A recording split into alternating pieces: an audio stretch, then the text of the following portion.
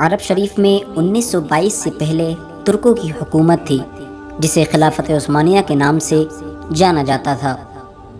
پوری دنیا میں جہاں کہیں بھی کسی بھی مسلمان پر ظلم و ستم ہوتا تھا تو ترکی حکومت اس ظلم کا منہ توڑ جواب دیا کرتی تھی۔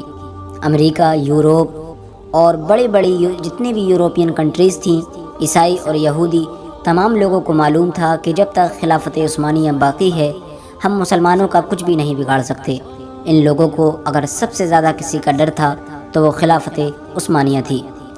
لہٰذا انہی وجہ سے ان لوگوں نے خلافت عثمانیہ کے خلاف سازشیں شروع کی اور خلافت عثمانیہ کو ختم کرنے کے لیے منصوبہ بندی بنانا شروع کر دی تھی۔ لہٰذا ان لوگوں نے سب سے پہلے ایک شخص کو کھڑا کیا جو دھرم سے کرسچن تھا، لیکن ایسی عربی بولتا تھا کہ کوئی بھی اس کے اوپر یہ شک نہیں کر سکتا تھا کہ وہ عربی ہے یا غیر عربی۔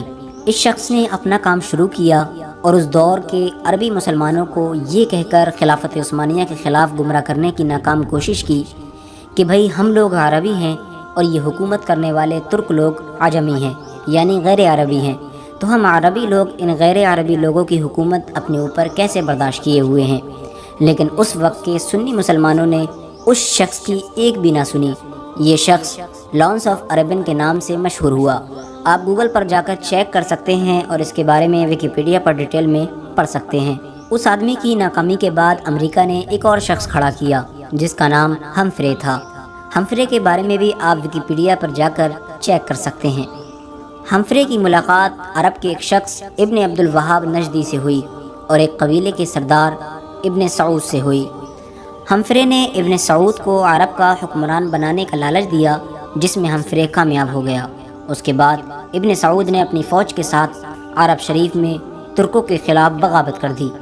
لہٰذا مکہ، مدینہ، طائف جیسے عظیم شہروں میں خونریزی شروع ہو گئی اور ابن سعود کی فوج کے ہاتھوں سے لاکھوں بے گناہ مسلمانوں کی شہادت ہوئی۔ لہٰذا ان حالاتوں کو دیکھنے کے بعد خلافت عثمانیہ کی طرف سے یہ اعلان کیا گیا کہ ہم مکہ، مدینہ اور طائف جیسے عظیم شہروں میں خونریزی نہیں کرنا چاہتے، کسی بھی مسلمان کا خون نہیں بہانا چاہتے، لہٰذا ہم عرب سے خلافت عثمانیہ کو ختم کر کے اپنے ملک ترک واپس جانا چاہتے ہیں۔ لہٰذا اسی دن سے مسلمانوں کا زوال شروع ہو گیا۔ حجاز مقدس کا نام اسلامی تاریخ میں پہلی بار بدل دیا گیا، لہٰذا حجاز مقدس کا نام ابن سعود نے اپنے اوپر سعودیہ عربیہ رکھا۔ لہٰذا جنت البقیع اور جنت المعلیٰ میں جو صحابہ اکرام اور اہل بیت رضی اللہ تعالیٰ عنہم اجمعین کی مزارات تھیں ان تمام پر بلڈوزر چلا دیا گیا اور ان کی تمام قبروں کو زمین سے ملا دیا گیا۔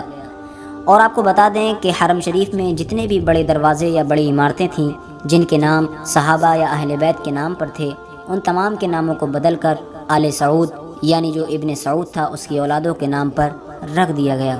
لہٰذا یہودیوں اور عیسائیوں کو بھی عرب شریف میں آنے کی اجازت مل گئی۔ جس دن ابن سعود وہاں کا حکمران بنا وہاں پر ایک بہت بڑا جشن کا انعقاد کیا گیا جس میں امریکہ، برطانیہ اور بڑے بڑے غیر مسلم جو دیش ہیں ان تمام کے حکمران شامل ہوئے۔ جس عرب کے نام سے کسی دور میں یہودی اور عیسائیوں کی بڑی بڑی سلطنتیں گھبراتی تھیں، آج انہی تمام لوگوں کی کٹ پتلی سعودی عربیہ بنا ہوا ہے۔ ان تمام حالات کو دیکھتے ہوئے ڈاکٹر اقبال نے اپنے ہی دور میں لکھ دیا تھا، وہ فاقہ کش جو موت سے ڈرتا نہیں ذرا، روح محمد اس کے دل سے نکال دو، فکر عرب کو دے کر فرنگی تخیلات، اسلام کو حجاز و یمن سے نکال دو۔